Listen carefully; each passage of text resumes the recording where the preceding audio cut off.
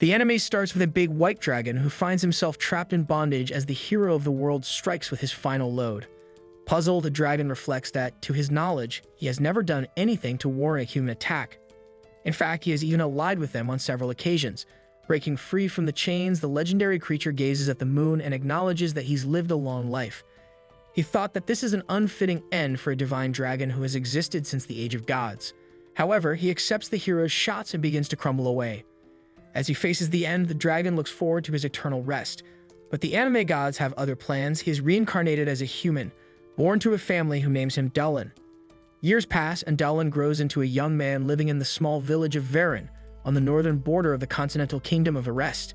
The village thrives on agriculture, and Dullin works hard in the fields to earn his daily bread. At 16, he's already considered an adult, having left his family home the previous year to live on his own as is customary in the village. One day, Dullin goes fishing with his older brother, who asks about his upcoming journey to investigate the swamp.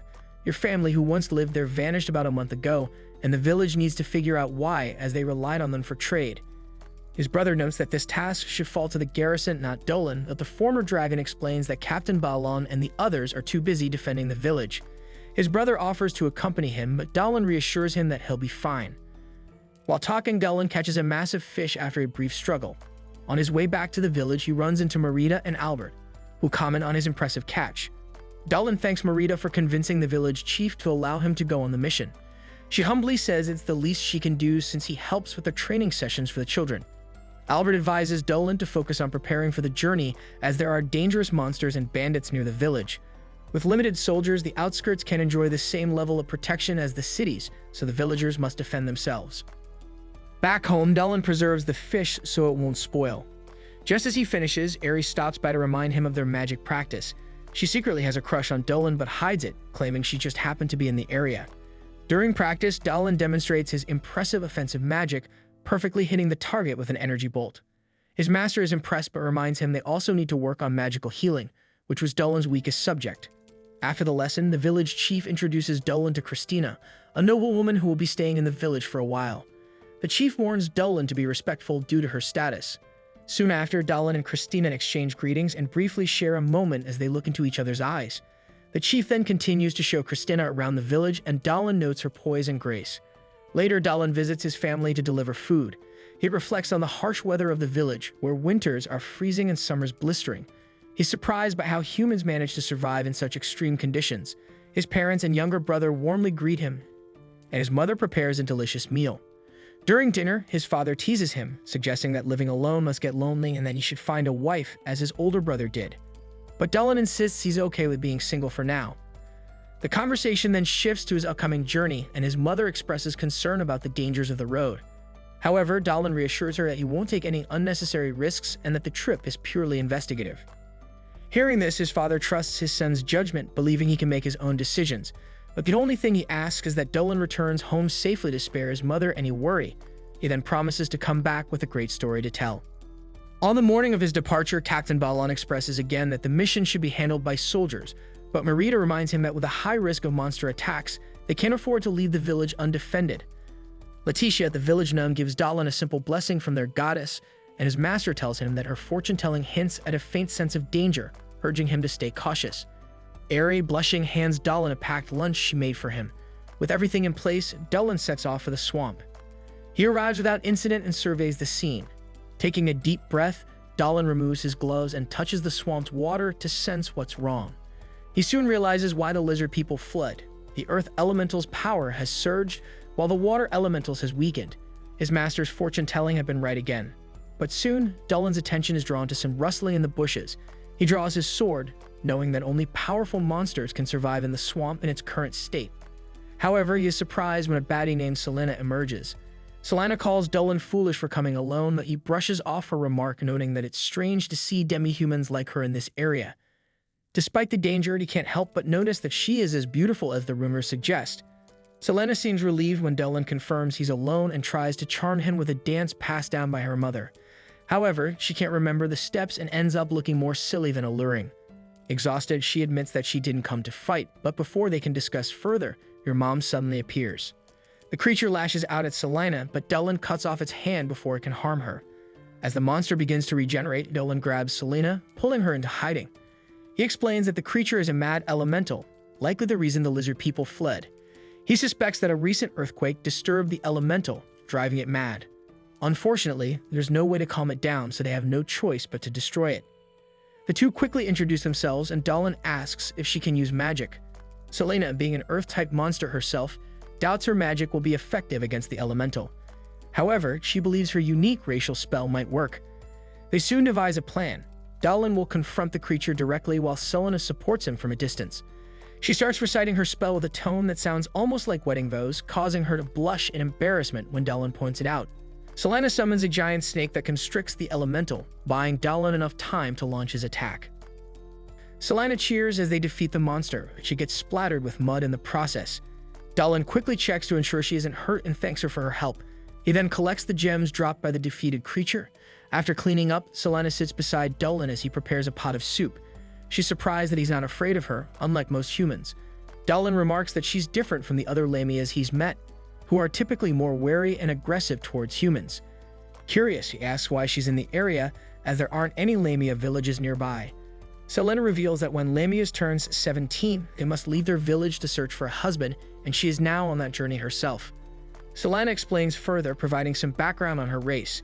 Lamias are an all-female species, and it's rare for them to give birth to male offspring. When they do, the child is always of the father's race. The Lamias originated when a cursed human woman passed her affliction to her female descendants. Due to their partially snake nature, their body fluids contain venom, meaning they must choose husbands with strong, venom-resistant bodies. Dahlin sympathizes with her, acknowledging that it must be harder for Lamias to find partners than it is for other races. Selena shares that her mother also met her father on a journey. He was a human like Dahlin, and she's touched by how well her parents got along. She feels Dahlin is treating her like a child with his kind responses, but he reassures her that's not the case. In fact, he finds her cute, which makes her blush. He serves her a bowl of soup, admitting it's not as good as his mother's cooking, but it's still tasty. Selena takes a bite and is overwhelmed by the meal, praising its rich flavor and aroma. Realizing she's getting overly excited, she stops herself and apologizes. Dahlin smiles, telling her that his mother taught him how to cook. He's glad she likes it, recalling how his family would gather around the pot on cold nights. Selena, noticing the warmth in his voice, comments that it's clear how much he loves his family. Dahlin agrees, reflecting to himself that the lonely dragon he once was is no more. The two spend the night bonding over stories of their families. As dawn breaks, they prepare to part ways. Dahlin shakes Selena's hand and wishes her luck in finding a great husband. He mentions that Lamias are fond of life energy, so he gives her a small amount of his own, only to accidentally overwhelm her with the strength of his draconic energy, causing her to fall. He quickly apologizes, realizing that a dragon's life energy might be too potent for her. Before leaving, Dahlin tells her he's returning to his village, but hopes that one day she'll visit with her future husband. They bid each other farewell and head off to their respective destinations. This then marks the end of today's anime recap. If you enjoyed the video and want more of it, please support the channel by leaving a like and subscribe. Let's help us reach our current goal of 20,000 subscribers. A few days later, a guard and a villager from the village noticed a woman crossing the bridge towards Varen. The villager remarked how dangerous it was for a young woman to travel alone, but she confidently reassured them that there was no need to worry. She believed that she was stronger than she looked. After all, she was just a simple Lamia. Once they realized she was a snake woman, they both panicked and ran off without looking back, much to Selena's frustration. Meanwhile, back at Dahlin's house, Maguru was teaching Dahlin and Eri the basics of magical medicine. Unlike regular medicine, magical potions were made from ingredients imbued with magic and required extreme care and preparation. Even the smallest mistake could be dangerous or fatal. As she finished explaining this, Dahlin made his first mistake.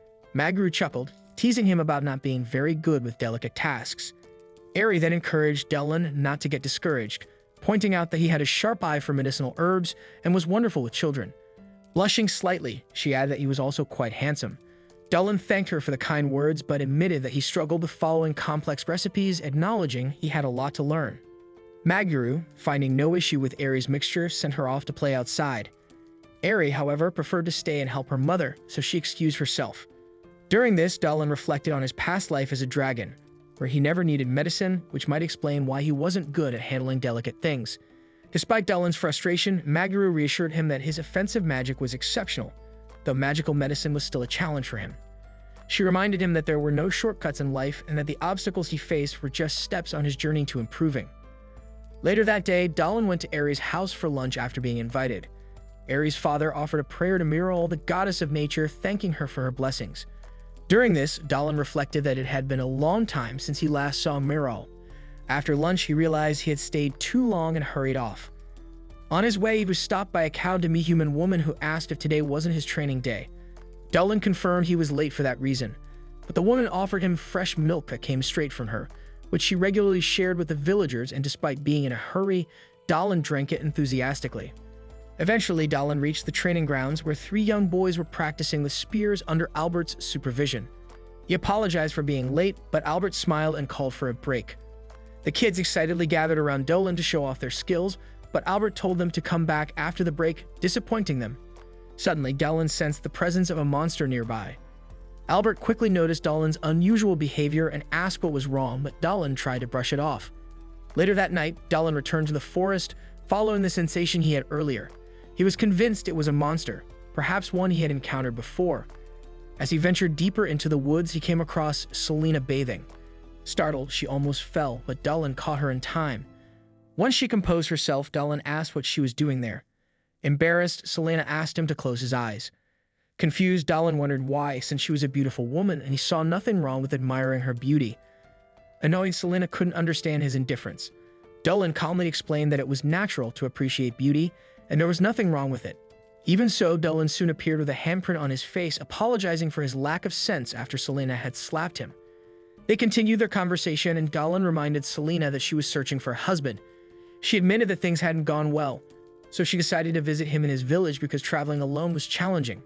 Delighted by her arrival, Dahlin promised to help her however he could. He even suggested they live together, which left Selena flustered.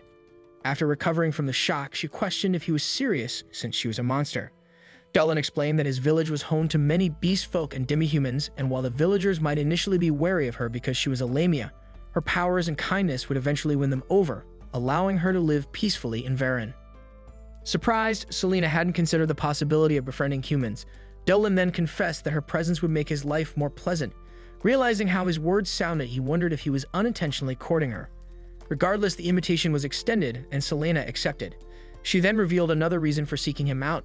She hoped he could share some of his life energy with her, as she had never encountered such a delicious and revitalizing energy. Dahlin agreed, assuring her that once they lived together, she would have as much as she needed. To seal the deal, he transferred a little life energy to her as a demonstration, causing Selena to become excited from head to tail. The next day, Dahlin and Selena discussed their plans, and in the village, the captain and his subordinates were investigating mysterious attacks that had been happening for 3 days, where animals were found dead and strange tracks had been left behind. They suspected that the culprit behind the recent attacks might be the half-human, half-creature shadow they had glimpsed the previous night, specifically a lamia, an extremely dangerous being feared by humans. What puzzled the captain was why she left her prey in the village rather than taking it to eat immediately. The officer warned the village elders of the potential threat lurking in the territory, and everyone wondered why a lamia had appeared in this region, as it was a rare occurrence. Captain Baron also proposed forming a squad to eliminate the creature once and for all.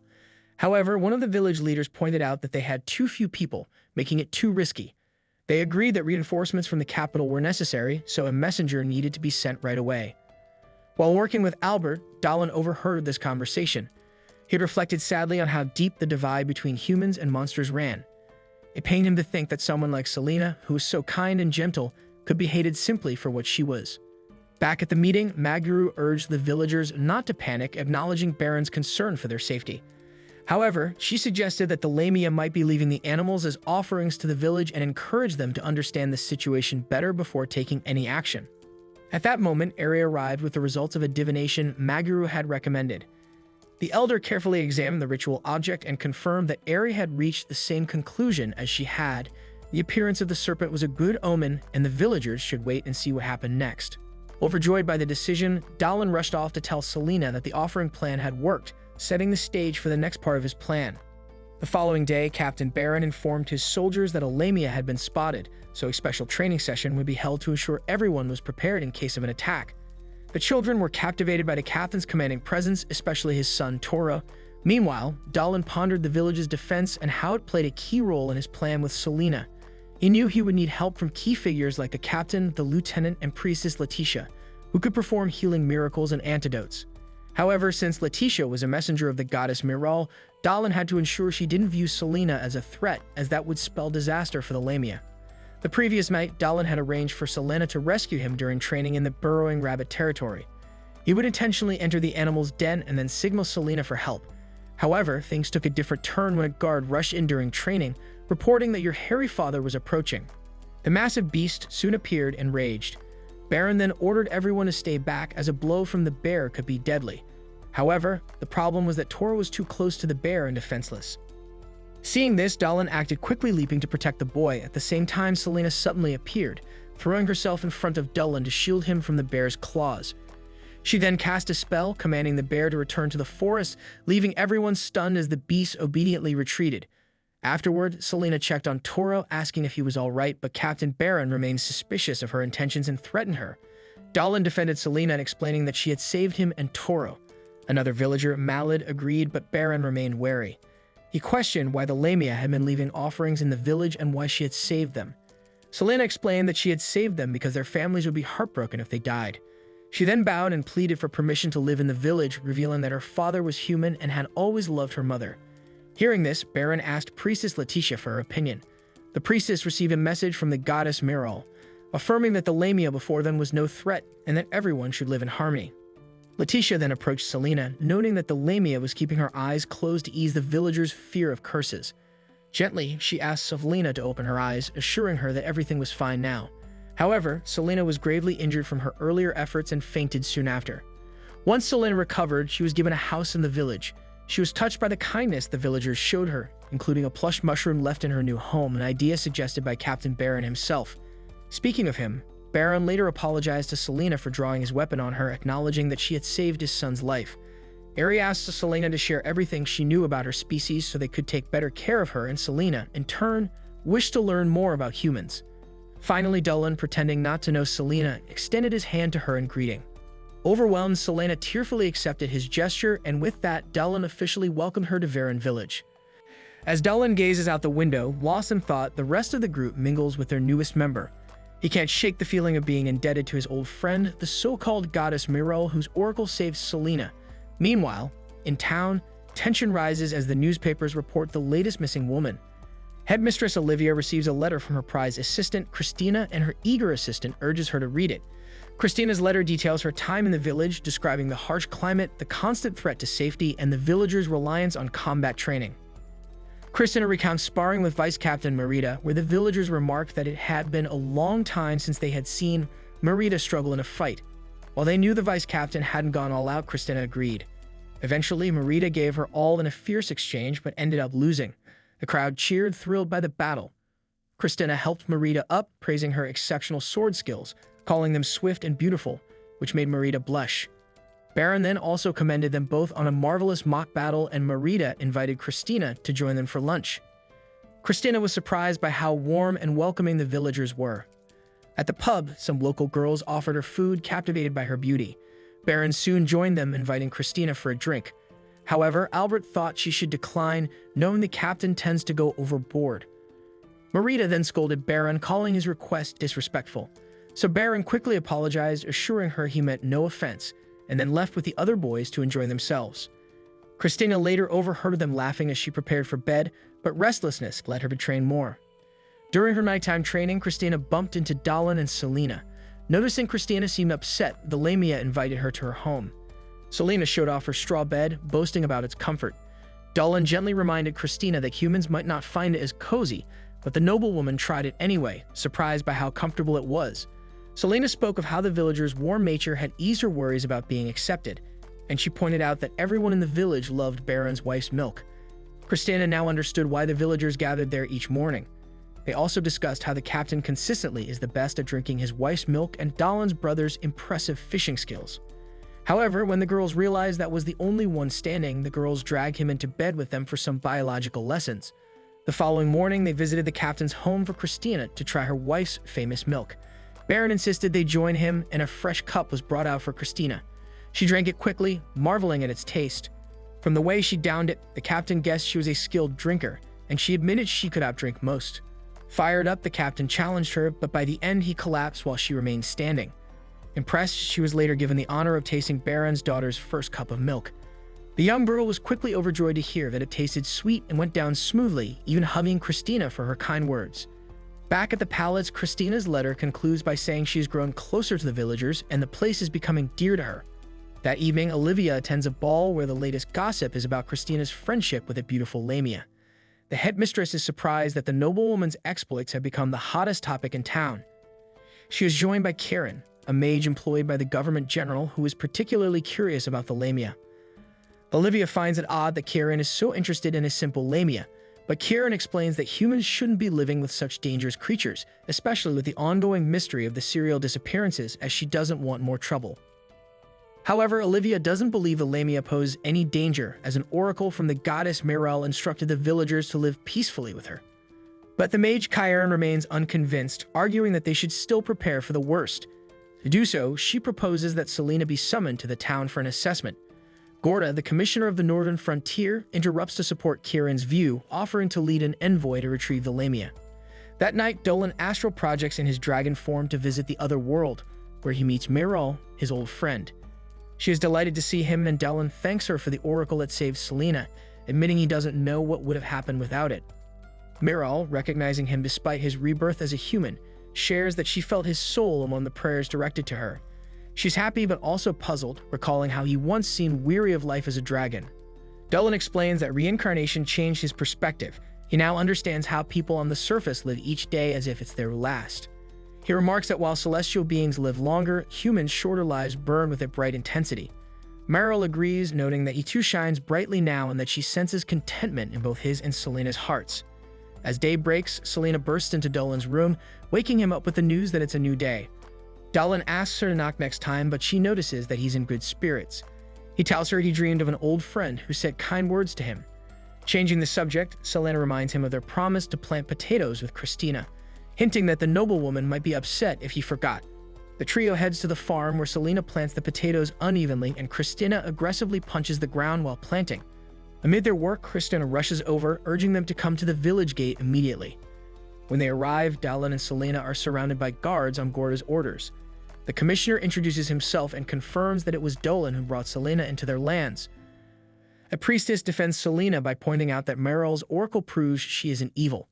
However, Gorda clarifies that while he respects the goddess's judgment, he's responsible for ensuring the safety of their lands and must address any potential threats. Dolan is relieved that they didn't send an elimination squad, but still wonders what they want. Gorda reveals that they plan to take Selena to the government general to confirm she isn't a threat. While they trust Merel's assessment, they must follow the law of the land if Selena is to live in Vaughn Village. Dolan requests to accompany Selena since he brought her into the village in the first place, and Gorda agrees, seeing this as a way to prevent any problems along the journey. As soon as they set off, Christina uses a wind spell to rush ahead to the town, seeking a meeting with Headmistress Olivia before the envoy arrives. She barges into Olivia's office, explaining what Gorda did during his visit to the village. Olivia calmly offers Christina tea and reassures her that Selena won't be eliminated, as she has Merel's blessing. The headmistress also reveals that Kieran orchestrated this, seeing Selena as a potential threat.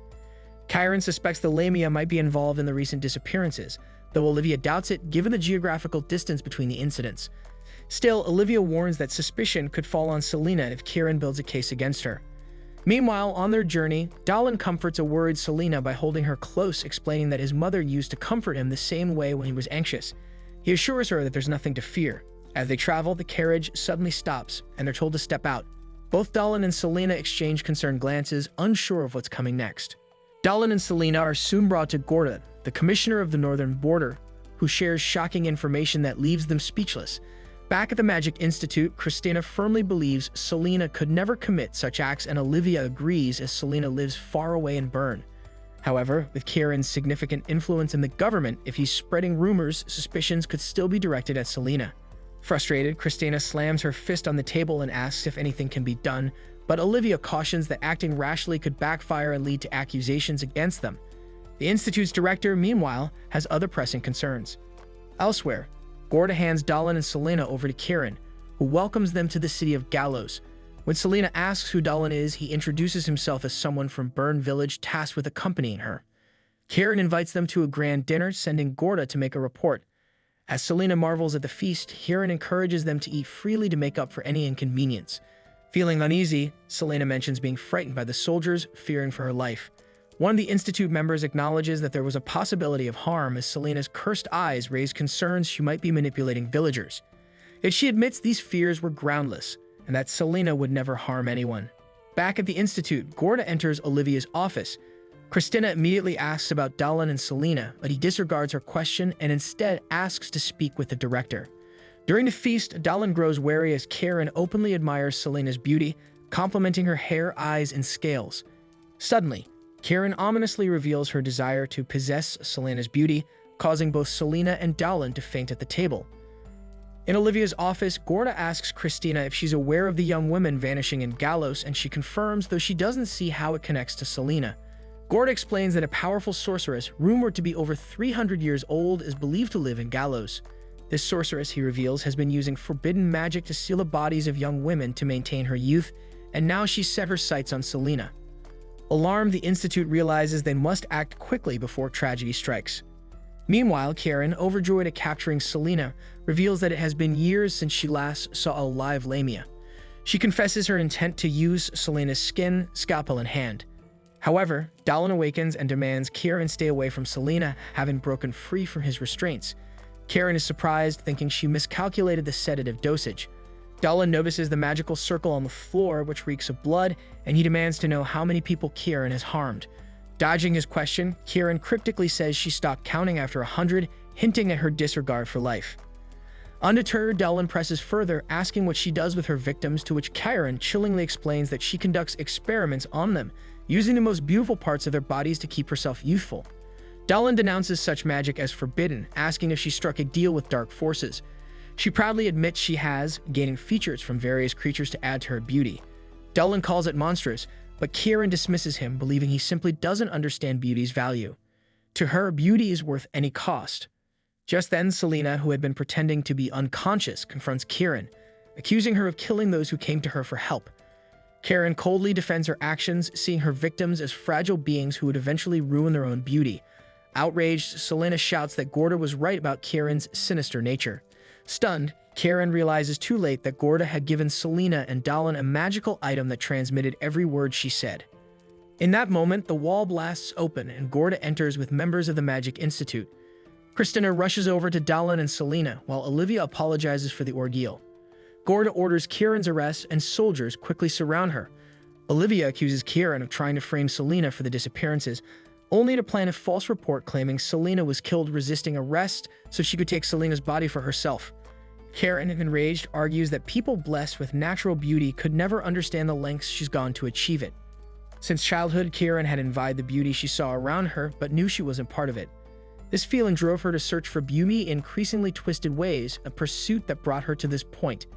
As the soldiers take her away, she insists her actions were justified by her relentless pursuit of beauty. In her obsessive quest for beauty, Karen targeted young women, eliminating them one by one to piece together her ideal form. Yet it was never enough. The more she attained, the more she craved. Determined to showcase the results of her centuries of forbidden magic, she morphed into her mom being and launched an attack on her foes. Christina, shocked at Karen's transformation, was soon informed by Dahlin that Karen had fused her body with parts from various creatures.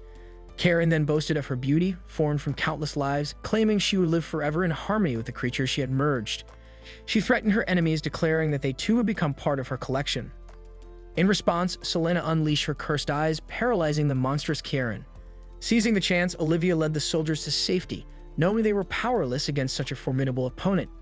But as Selena's strength faltered, the spell broke and Karen lunged to strike. Christina intercepted, severing several of Karen's fingers, proclaiming that harming her friends deserved death. However, Karen's fingers regenerated instantly, and Christina charged again, slicing through Karen's tentacles with powerful magic. Furious at Christina's audacity, Karen summoned dark magic known as the Egg of Aster, causing dozens of eyes to appear across her monstrous body. Realizing the threat, Olivia prepared to act, though she knew summoning the underground spirits might endanger everyone present. Dahlin quickly drew two magical circles, preparing a barrier and an offensive spell. Approaching Karen, he asked if she was truly happy.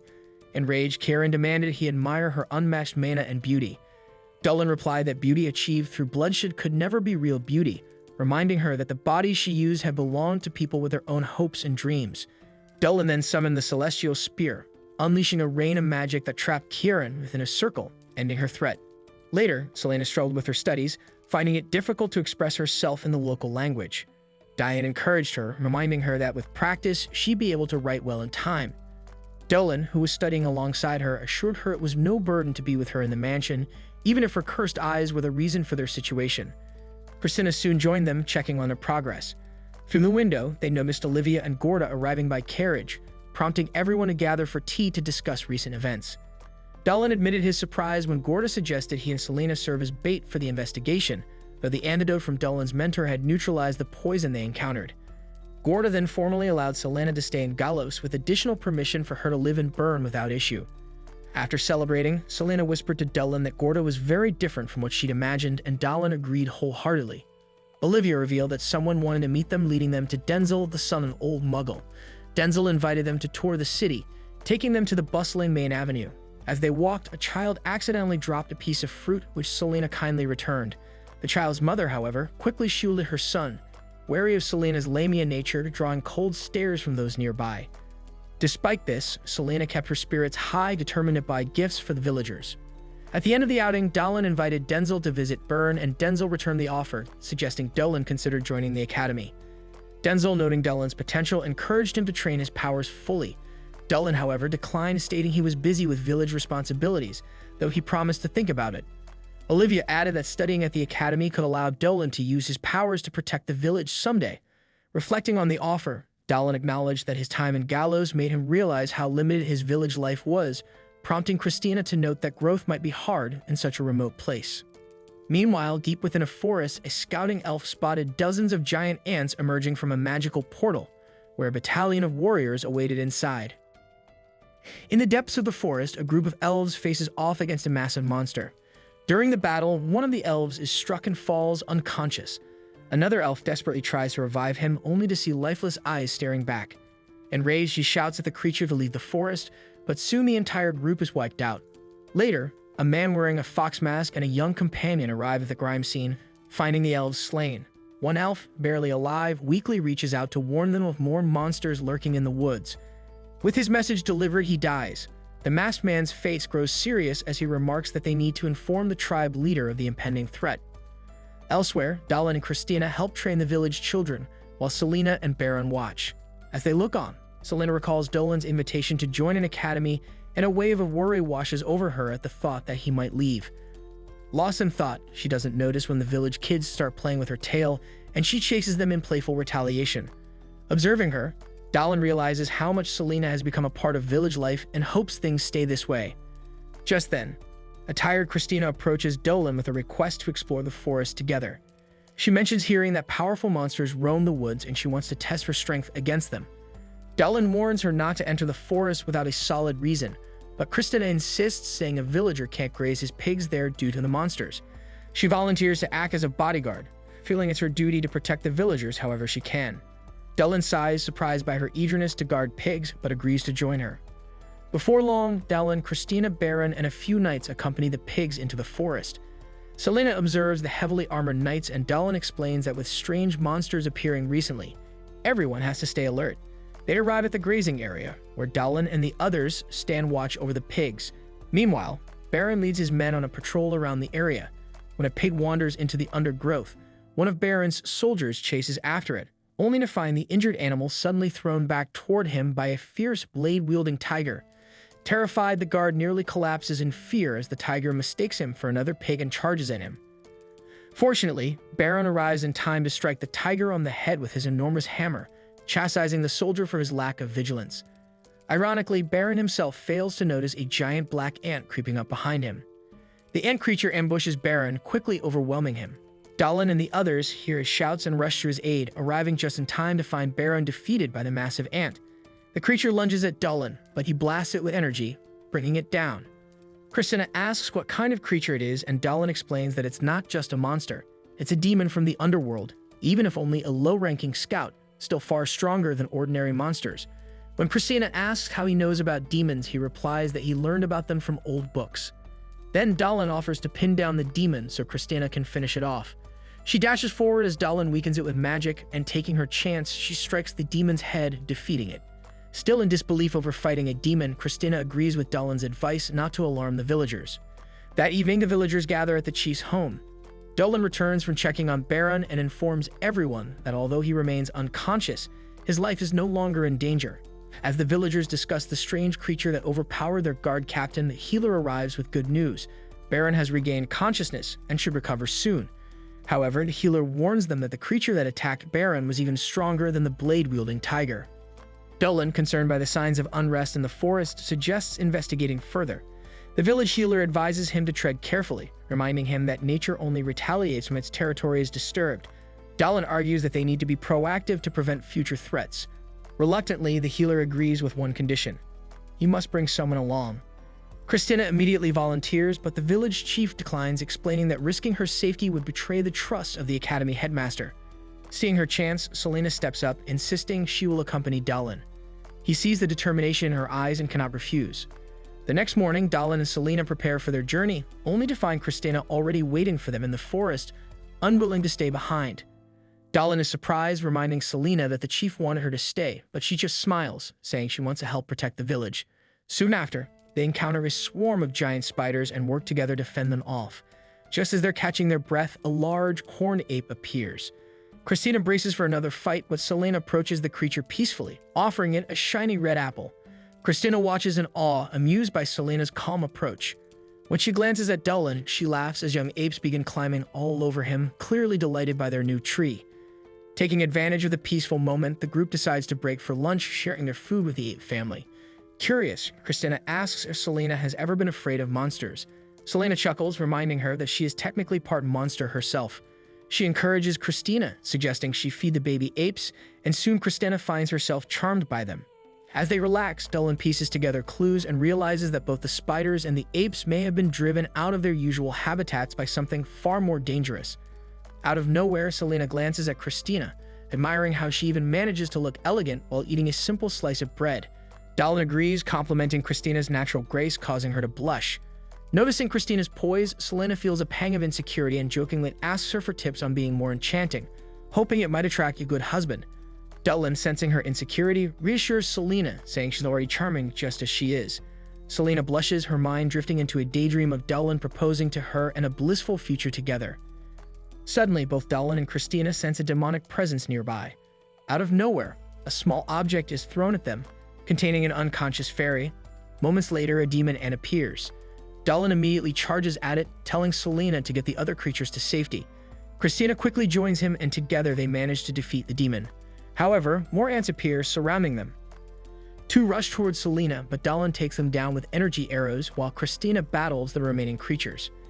In the midst of the fight, another demon ant charges Dolan, but he fends it off by transforming his arm into a dragon's claw, crushing the demon midair.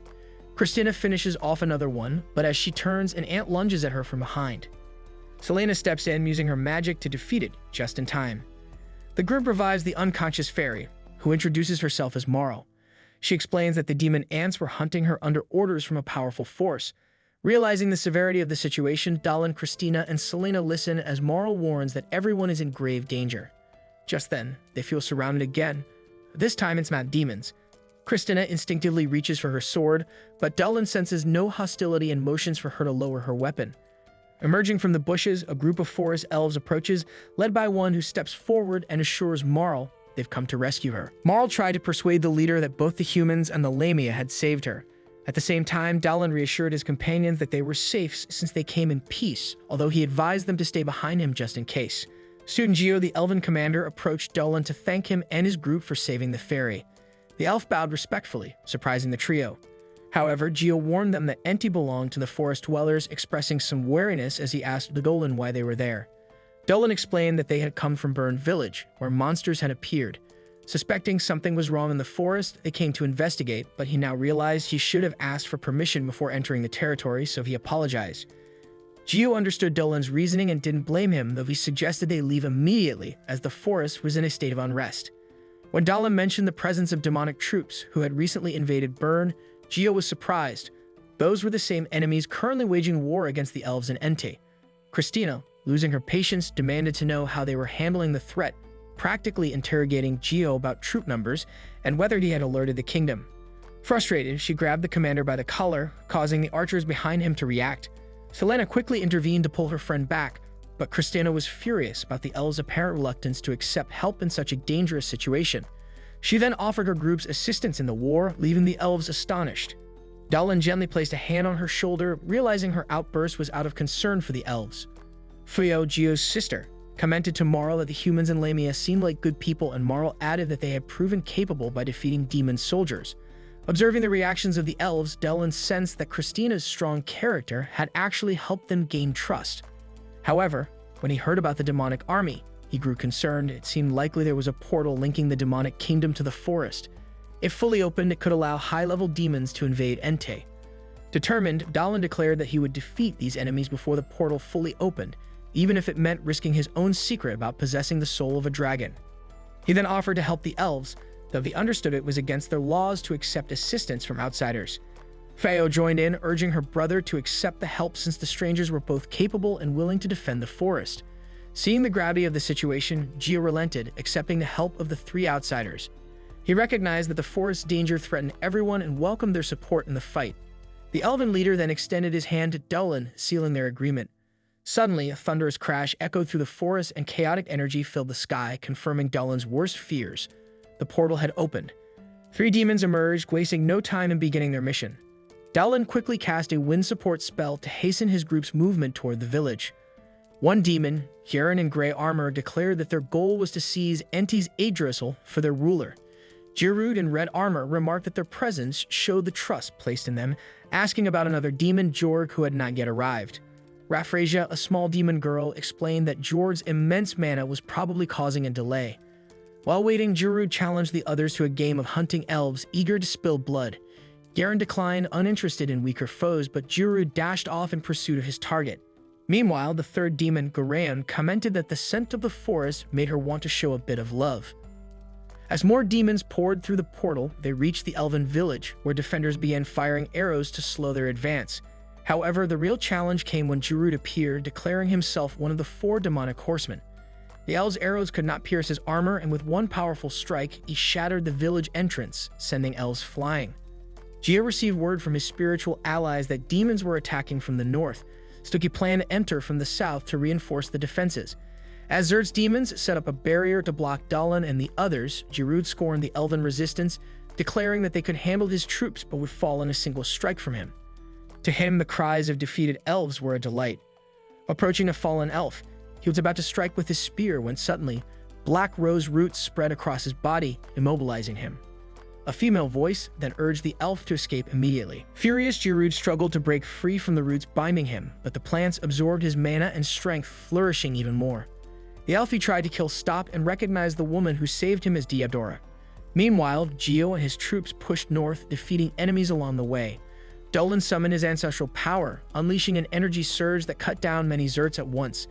Christina, with flawless swordsmanship, swept through the battlefield, while Selena led her magical support. Gio cleared a path between rows of trees serving as an illusionary barrier and directed his team toward the village, ordering them to defend their territory.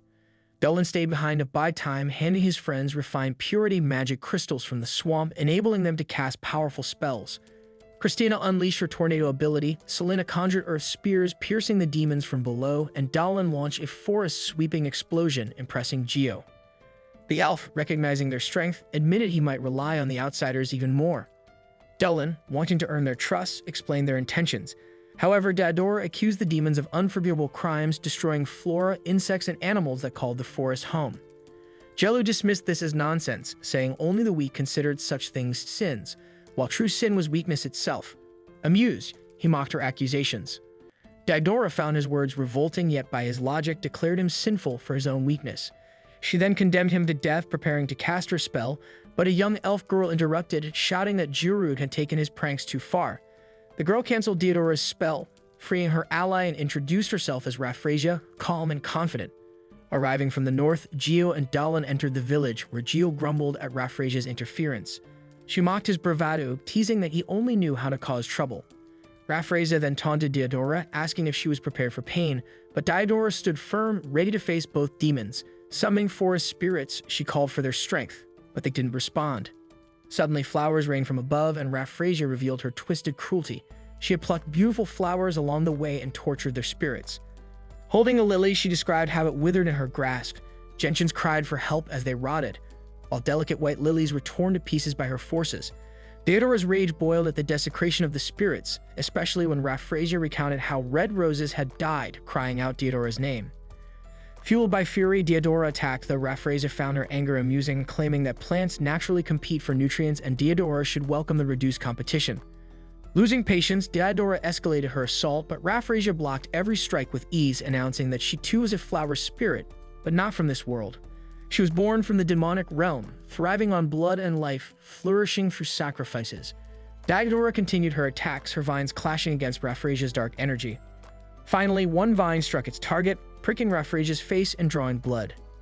Seeing her own blood, Raffrasia was outraged by the assault on her beauty, and the two enemies renewed their battle. Jiri resumed his charge with his spear, ignoring Raffrasia's claim that Theodora was her prey. Theodora conjured vines to block his path, but Jiri tore through them, the impact hurling her backward. Raffrasia then ensnared Theodora, draining her mana as she tightened her hold. Realizing her life was slipping away, Theodora vowed to avenge her fallen friends. But at the last second, a powerful spell struck the demons, diverting their attention. As the dust settled, Dallin and his group emerged, standing beside her, ready for the next battle. The demons were left bewildered by the presence of the new human, who calmly extended a hand to help the fallen witch to her feet. Jirud, indignant, refused to accept this betrayal and prepared to strike, but Christina intercepted him with her sword, halting his attack. Dallin seized the opportunity and slashed at Jirud's neck, only for the demon to regenerate instantly and retreat. Meanwhile, Raffrasia attempted a surprise attack on Dallin, but an elf's arrow narrowly stopped her, which she managed to catch just in time. Outraged, she demanded to know who dared to target her, but Dallin reminded her that they were in an elven village, where precision was unmatched as long as her miss was contained. Enraged, Raffrasia snapped the arrow and unleashed her power once more. Suddenly, the ground trembled, and a powerful energy emerged from the forest, drawing a malicious smile from Raffrasia. Her long-awaited arrival had come. From a demonic portal, a monstrous and menacing creature emerged. Despite this new threat, Jiru resolved to crush his enemies before the beast could intervene. However, an overwhelming magical presence made the demons hesitate. Selena summoned enormous magical serpents to bind Jirud, their fearsome magic holding him fast. Yet Raffrasia believed the Lamia's mana would only fuel her mist, and she moved toward the epicenter of the storm, seeking greater power. Sensing her intent, Dallin cast a powerful explosion spell, blasting Raffrasia away. Theodora added to the damage by using roots to batter her during her fall. As Selena kept Jirud restrained, Dallin asked her to leave the rest to him. With a powerful incantation, he prepared to hurl a fire spear at Jirud, but movement from the rear made him pivot and target the intruders instead. However, a projectile intercepted the spear, causing it to explode. Emerging from the smoke, a mysterious figure rebuked Jirud for his incompetence. It was Garen, stepping forward to challenge Selena. Dallin noticed a shift in Garen's aura, now more menacing than before. Jirud, mustering his remaining strength, tried to free himself from the serpents, furious that Garen was interfering in his battle. Just as Selena was about to be struck, Christina intervened, her sword blocking Jirud's attack. Impressed by her skill, Jirud labeled her a superhuman and resolved to destroy her. Christina countered with swift movements, scaling Jirud's tail and driving her blade into his neck. Though the demon quickly regenerated, he hadn't anticipated such a fierce assault. Fueled by rage, he vowed to tear her apart. Nearby, Selena summoned Earth's spirits to immobilize Garen and cast a cursed explosion. But despite the devastating spell, Garen emerged unscathed. Laughing, he taunted Selena, claiming her serpents were comforting compared to the demonic realm's horrors. Questioning her resolve, Garen broke free from the binds and retaliated with his axe. Dallin intervened, shielding Selena and delivering a magically infused punch that sent Garen flying. Declaring the battle over, Dallin's confidence faltered as the ground trembled once more. A colossal demon named Jorg, the fourth and final invader, appeared. As Jorg assessed the battlefield, a subordinate informed him that the Western forces had been wiped out. Disregarding this, Jorg focused on the oppressive mana suffusing the area. Apologizing to Garen for interrupting, Jorg stepped forward, exuding an aura of refined power and a hunger for battle. Jirud and Raffrasia tried to unsettle Jorg with taunts, but this demon was unlike the others. Radiating sharp, controlled energy, he relished the thrill of combat. Jorg expressed his delight at facing such formidable foes, certain the battle would be entertaining. Drawing his massive sword, he confronted Dallin, who refused to back down. Charging forward, Dallin blocked Jorg's initial strike, boldly introducing himself and demanding the demon remember his name. Startled, Jorg recognized the name, though he believed it unconnected to this human. Wielding twin giant swords, Jorg tried to overpower Dullin, but the human, using an unknown magic, managed to repel his assault. Stepping back briefly from the melee, Dullin sensed the demon had detected the draconic mana coursing through his veins. However, there was no time to dwell on it. He surged forward, driving his blade into the demon's shield while exhaling ancient mana to amplify the strike. Impatient, the monster launched a counterattack that failed to connect, giving Dullin a chance to retaliate with his explosion magic. Yet again, its opponent emerged unscathed, his shield and 3 swords absorbing the damage effortlessly. Realizing his adversary's exceptional skill, Dullin pressed on while Christina watched in awe at her ally's ability to keep the demon on the defensive. Even Diodora, surprised, asked about Dullin's identity. The demon, equally amazed, questioned whether Dullin was a remnant of some ancient deity or fallen god. To Dullin's astonishment, the monster confirmed this suspicion. Accused of harboring a deep secret, Dullin knew he couldn't reveal his draconic form, as doing so would risk destroying the entire elf village. While a conflict brewed in his mind, the demon declared that words were unnecessary, only their weapons would decide the outcome. With that, Jorg resumed his attack, this time more brutal and relentless. Dullin struggled to avoid the onslaught, but in a swift maneuver he managed to cut Jorg's chest. The wound healed instantly, spurring the demon's eagerness to continue. As mana filled the battlefield, Raffrasia and Jiru joined the fray. Christina and Selena moved to balance the fight, but Jaren blocked their path, declaring they would have to face him first. Meanwhile, Raffrasia and Jiru unleashed their weaker spells on Dullin, who decided to release a portion of his draconic mana to counter. This release manifested as spectral dragon wings on his back, and with a powerful wind spell, he repelled the attacks with ease, leaving his foes stunned. Far from finished, Dullin summoned an energy ray and hurled it at Raffrasia and Jiru, striking them before they could react. Jorg, seeing the tide turning, began drawing all the mana in the environment for a powerful spell. The demon stated he would only consider Dullin a worthy opponent if he could survive this next attack. Jorg unleashed 3 devastating demonic light blades, their power shaking the battlefield. Dullin, unfazed, smiled at Selena before gathering his draconic mana into his sword. With a single swing, he deflected the blades into the sky, neutralizing the threat instantly. Jorg, impressed, laughed and acknowledged the feat as magnificent. He confessed he had never expected to fight someone like Dullin in this lifetime. However, Jorg suddenly announced his disinterest in continuing the battle. Puzzled, Dullin asked for clarification, and the demon questioned whether he truly cared for the lives of the elves in the village. Aware of the collateral damage their fight could cause, Jorg drove one of his swords into the ground and addressed the elves. He offered them a choice: submit to the demons and live, or resist and face annihilation. The demons would return in 3 days with their full forces. With this ultimatum, Jorg ordered his allies to withdraw. As the demons retreated, Garen taunted Selena, declaring compassion for enemies a greater sin than defeat. Jiru vowed vengeance against Christina for humiliating him, while Raffrasia swore to torment Diodora until she begged for her suffering to end. Diodora, undeterred, promised to avenge her people against the demonic scourge. Finally, Jorg reiterated the 3-day deadline, promising no mercy when the time came. Dullin, in turn, resolved to unleash his full power in the coming battle. Laughing one last time, Jorg took flight, reflecting on the unexpected challenge Dullin posed. After the battle, Selena rushed to Dullin, embracing him out of fear she had almost lost him. Dullin reassured her, showing he was unscathed. Christina, still puzzled by Dullin's abilities, held her questions for later. The group was soon escorted into the village, where they were met with wary eyes. While Selena noted the cold reception, Dullin sympathized, understanding the elves' desperation. They were led to Dio, the tribal chief, who thanked the trio for their aid. Standing beside him were Vlake, a wolf man, Anirecap, and Arachnid, chieftains of other forest tribes. To provide perspective, Dio introduced Olivia, an elf who had lived among humans. Olivia greeted everyone warmly, thanking Dullin for his previous assistance. Christina, curious about her presence, asked Olivia why she was there. Olivia explained that she was born in this village but left the forest long ago to experience the outside world. She had rushed back after hearing the dire news. Dio hadn't expected the humans to recognize the elf, but he brushed that aside as the village chief announced his decision. They would not wait for the 3 days Jorg had demanded. Instead, at midday tomorrow, they would rally all capable fighters to destroy the demonic portal and drive the invaders from their land. Alcian added that the demons could only survive on this plane because of the portal's energy, while Vlake emphasized that closing it would force the demons to retreat permanently.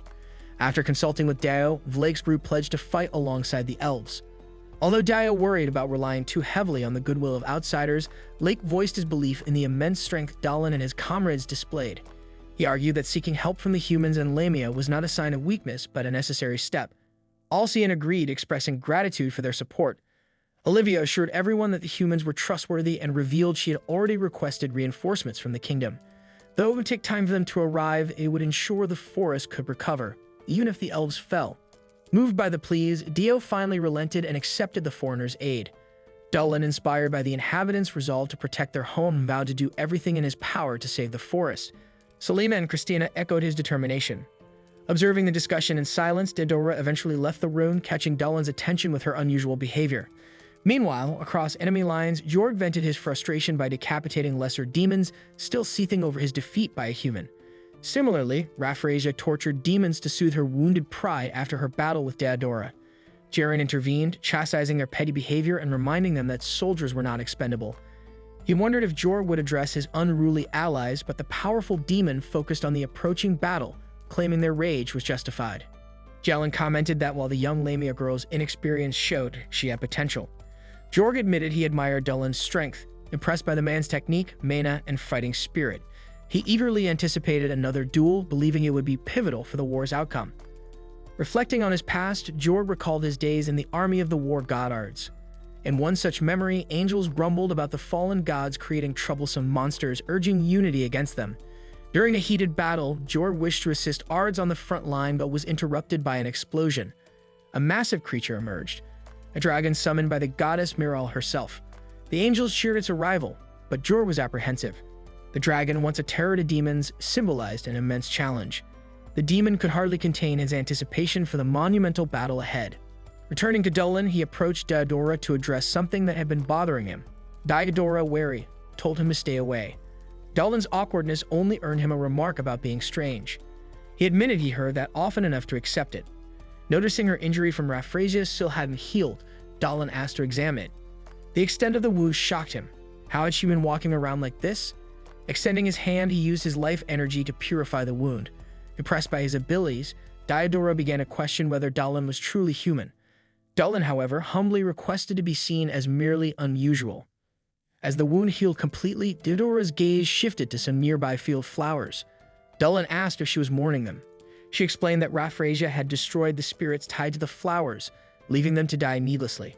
Overcome with anger, Diodora vowed to avenge the spirits and bring justice. Dullin offered his help, earning a rare smile from her. Calling him strange once again, she admitted she appreciated their conversation and thanked him for healing her.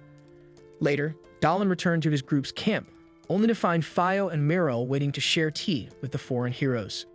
From the start, Selena couldn't help but notice how much Christina ate, astonished that the knight stayed so slim despite her voracious appetite. Christina explained that her high activity levels kept her in shape. Lamia, marveling at Christina's slender waist and enviable curves, teased her in admiration. Overhearing, Fio commented on how striking both women were, highlighting their incredible curves. Dullin, quietly eating in a corner, was dragged into the conversation as Fio accused him of staring. Embarrassed, Christina calmly reminded him to choose the right time and place for such things. Dullin clarified he had no improper thoughts and was merely thinking Fio shouldn't envy anyone given her own elegance. Pleased by the comment, Fio let it slide. Christina eventually reminded everyone they had an early start the next day. As Dullin began cleaning up, Selena offered to take over, a gesture that unexpectedly touched him. Later, unable to sleep, Dullin left his hammock and found Selena on the balcony, hugging her plush mushroom. She pointed out how serene the moonlight looked filtering through the trees, and Dullin remarked that this beauty was possible because the elves had lived in harmony with nature for generations. Selena mentioned a faint noise in the distance, which Dullin speculated was the village smiths working late in preparation for the coming battle. Sensing her unease, Dullin sat beside her, assuring her that while people might find him strange, it didn't mean he was indifferent to others' feelings. When Selena asked why he brought this up, Dullin admitted he'd noticed her anxiety since their arrival. He felt guilty for dragging her into the conflict, though he knew she could make a difference. Selena confessed it wasn't fear of battle that troubled her, but something deeper. She revealed that during the earlier fight, she had frozen when given the chance to kill the demon. Even knowing the demon's cruelty and the harm it caused, she couldn't bring herself to end a life. Despite knowing it's necessary in war, the act was harder than she imagined. Dullin, surprised, admitted that Selena had changed his perception of Lamias. He'd grown up believing they were cold and cruel, but her gentle soul defied those stereotypes. He assured her it was her kindness and warmth that made her special. To bolster her resolve, Dallin tied a handcrafted bracelet around her wrist, telling her it was his specialty and would protect her in battle. Selena thanked him, touched by the gesture, and a tender moment grew between them. Before it could deepen, Christina interrupted by throwing a blanket over both of them, claiming it was to keep them warm. Declaring it unfair to be left out, she joined them on the balcony to admire the forest's beauty. Moved by the view, Christina promised to protect the village, and Selena, inspired by her words, vowed not to hesitate again. Together, the three swore to defend the forest and its people. Eventually, Selena drifted off to sleep. Christina, watching over her, commented that Selena was trying hard to stay strong. She then asked Dolan if he'd ever heard of the term superhuman. When he replied that he hadn't, she told him to forget the question, leaving him puzzled. At dawn, the warriors of Ent gathered as Dio gave a rallying speech, vowing vengeance for those lost and urging the troops to channel their grief and fury into the battle ahead. They marched toward the demon portal, ready to confront their foes. Earlier during a strategy meeting, Olivia had explained the layout of the portal. One main gate, surrounded by 3 auxiliary gates. She would lead a group of beastmen and arachnid men to neutralize the auxiliary gates, while Captain Gio's squadron would escort Dallin and his companions to the main gate. As the convoy advanced, Selena suddenly had a premonition. Trusting her instincts, she redirected her carriage to support Gio's squadron, preparing for the crucial battle ahead. The warriors of Enti Forest marched resolutely toward the demon-infested portal, determined to protect their sacred land. At the forefront, Alien condemned the madness of their foes and vowed to defend Entei. Jerug admired her courage, but warned her to temper it with wisdom, not arrogance. Nearby, Raphrasia complained about Garen's advantage with the auxiliary gates, boasting that she could slay far more if given the same opportunity. Her musings were interrupted as Diodora appeared, ready to challenge her to a duel. At another gate, Jaren easily crushed the elven warriors under Gio's command, brushing off their feeble strikes. Frustrated, Gio ordered his troops to aim for Jaren's joints, but before they could execute the plan, Selena arrived with a powerful Gaia strike, burying Jaren under a cascade of rocks. Fu, surprised by her intervention, questioned why Selena wasn't guarding the main gate. Selena explained that she had entrusted it to Dallin and Christina, much to the elves' relief.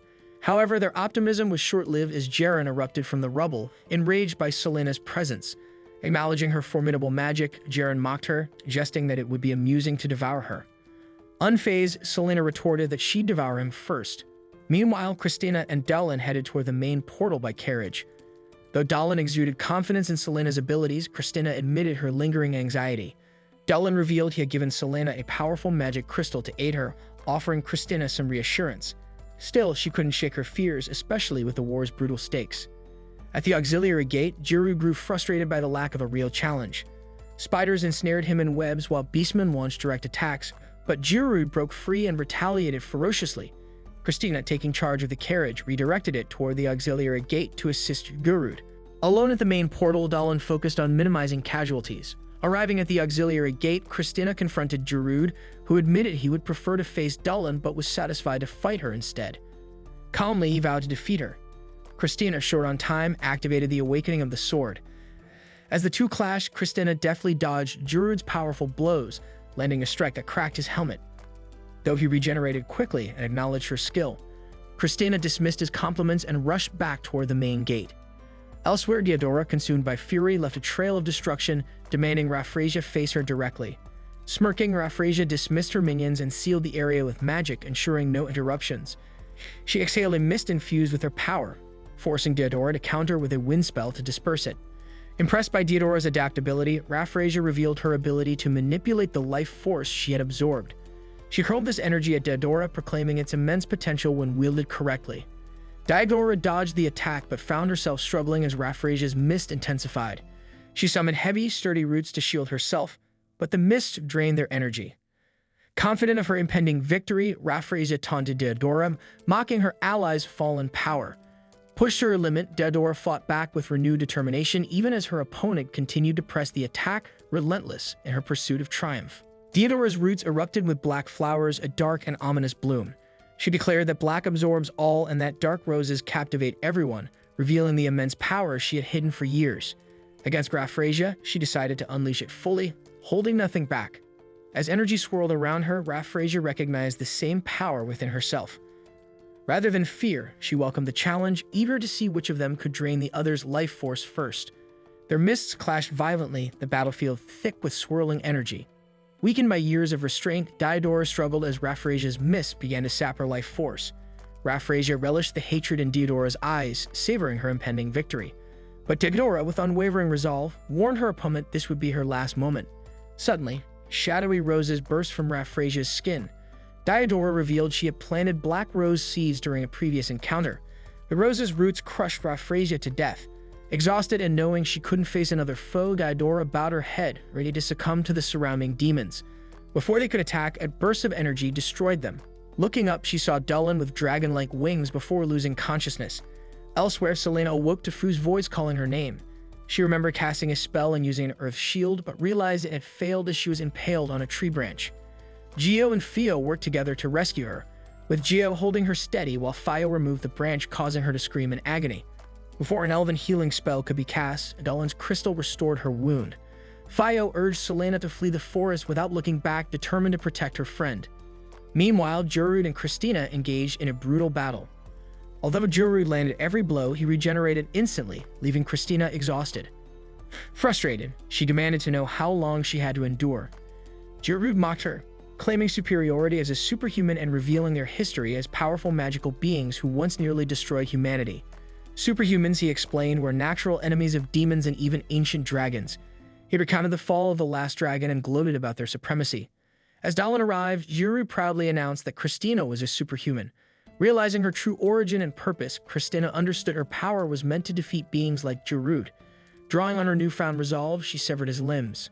When he questioned how the dragon might have felt facing such a foe, she ended his life, beheading him with her sword. She remarked that the dragon and hero had once been allies, but the betrayal of the dragon by a human caused lingering resentment. Turning to Dullin, Jurud recalled witnessing the god of war's battle against a human and declared his desire for a similar fight. Dullin questioned his audacity, but Jurud confidently challenged him. A portal to the demonic realm opened and Dullin stepped through, ready to confront the demon on his own terms. Thrilled at the chance to showcase his strength against such a formidable adversary. Meanwhile, Fio, after urging Selena to leave without looking back, bids her own quiet farewell and ventures alone into the forest. Reflecting on her situation, the Lamia admits she is overwhelmed with fear and hopelessness. Though terrified of being hurt, she is even more afraid of harming others, even her enemies. Above all, Fio resolves not to flee. Selena, however, chooses to follow Fio. She breaks down in tears, torn between her aversion to fighting and guilt for abandoning the battle, while her friends remain in peril.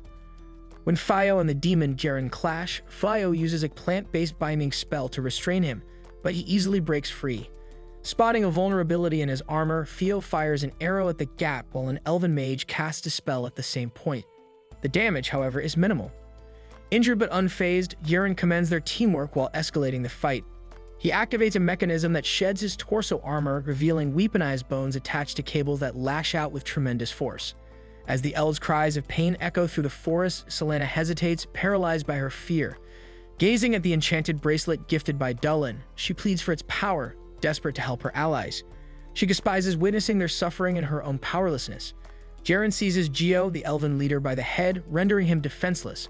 Fio cries out for her brother as Garen hurls him against a tree, leaving him weak and vulnerable. The demon advances, his weapon poised for the final blow. In that moment, Selena intervenes, using her earth chain binding spell to trap Garen. Amused, the demon shatters the restraints and counters with a vicious bite. Selena retaliates with her magical serpent, which strikes and dissolves Garen's cords, briefly stunning him. Enraged, Garen prepares to escalate the battle, but Selena casts tightened fists, slamming him into the ground with a thunderous impact. Dust rises as her surging mana intimidates even her allies. She commands Fio to retreat, and the elves flee with their injured comrades. Garen, laughing darkly, rises again, brimming with malevolent energy. Determined not to hold back, Selena hurls massive boulders at him. Though Garen slices through them with ease, their duel rages on. Tapping into the sinister power of Elamia's eyes, Selena paralyzes her opponent and summons Unum, launching a devastating attack. Multiple snake heads lunge at Garen with increasing ferocity. Empowered by her glowing bracelet, the serpent heads merge into a massive dragon that engulfs the demon, ending their duel. Looking skyward, Selena declares to Dullin that her mission in the demon world is complete. Elsewhere, the ancient dragon Dullin, the strongest among the anti-forest invaders, embodies the desolation of the dark realm. As Dahlin remarks on the absence of castles, Jorg reveals his service to the royal family and his current role as a mercenary. Drawing his sword, Jorg prepares to face Dahlin. Dahlin, unfazed, unveils glowing wings that light up the darkness, stunning Jorg, who reveres the first dragon, primordial being feared even by the gods. Determined, Jorg grips his 4 swords and enhances his body with celestial power and Earth's roar. The battle begins as Dahlin counters Jorg's charge with a swift strike, forcing him back with a blow powerful enough to split him in 2. Meanwhile, the elf army reunites with Christina, Diodora, and Selena, who smiles warmly at the sight of her friends. They reveal that Dahlin has entered a portal with Jorg, prompting the army to hurry after them. At the portal's edge, Olivia observes that the dragon Dahlin and the senior demon Jorg have descended into the underworld to battle. Nearby, she notices a magic circle with a stone at its center. Elven officers inform the Magic Institute's director that Jorg is the only powerful demon left. The elves explain that Dahlin has entered the infernal realm, prompting Taz's leader to consider sealing the portal to protect the forest. While some see trapping Dahlin inside as a necessary sacrifice, others deem it a dishonorable act. Inside the portal, Dahlin and Jorg clash in a fierce duel. Despite Jorg's relentless attacks, the ancient dragon remains unyielding, enduring even a direct punch to the stomach. Dahlin counters with such force that Jorg's helmet shatters, horns and all. Severely injured, the demon rises once more, declaring his mastery of swordsmanship. In the forest, Christina and Selena vehemently oppose the plan to seal the portal, supported by Geo and Fio. Taz argues that restoring security is paramount, calling it the perfect opportunity. Diodora supports the notion, claiming peace requires sacrifices, while Blake warns that defeat could lead to disaster. Frustrated, Selena asserts that Dahlin wouldn't have entered the underworld if he feared death, reminding everyone of his sacrifices for Entei. Diodora, valuing honor, persuades the others not to seal the portal, swaying them to trust in Dahlin's success. As the battle intensifies, Jorg unleashes his devastating 4,000 furious cuts, but Dahlin evades the attack and counters with his fierce breath. The clash captures the attention of a distant underworld woman. Dahlin retaliates, severing 3 of Jorg's arms. Despite his injuries, Jorg refuses to fall. With one final decisive blow, Dahlin splits Jorg in half, commending the demon's resolve as equal to a god's. Dying with honor, Jorg accepts Dahlin's words with pride. Before leaving, Dahlin tells him to think of his sword as a reminder of the lives he took. With Jorg gone, Dahlin bids farewell to the god of war. Meanwhile, the mysterious underworld woman watches him, intrigued by the prospect of meeting him again. Back in the forest, Selena greets Dahlin warmly as the army destroys the portal. The victory is celebrated with a grand feast. During the festivities, Selena and Christina chat with Dahlin, who praises their beauty. Fio teases him, but Dahlin insists he's being genuine. 2 elves ask Christina about her battles, while Fio questions Dahlin about his future plans. Puzzled at first, Dahlin turns to Selena and invites her to dance. She agrees, admitting she once thought of fleeing but found courage through Dahlin and his artifact. Dahlin thanks her, though she wishes he understood her feelings differently. Later, as the celebration winds down, Dahlin listens to a lovely song and discovers Christina singing about a hero who defeated an evil dragon alongside a white dragon. When the song ends, Dahlin applauds. Christina, noticing him, apologizes for her poor singing, but he strongly disagrees. Curious, he asks about the song's origin. Christina explains it's a family heirloom. Dahlin wonders what happens after the hero defeats the dragon, but Christina says the song ends there. When she asks for his thoughts, Dahlin suggests the white dragon must have cherished its bond with the hero. The next day, Dahlin bids farewell to the Entei forest. Olivia invites him to the Magic Academy again, but he asks for more time to decide. Diodora gives him black rose seeds for potions and surprises him with a kiss, leaving Selena visibly shocked. Later, Dahlin returns alone to Vaughn Village. As he opens his door, a sudden claw pierces his chest,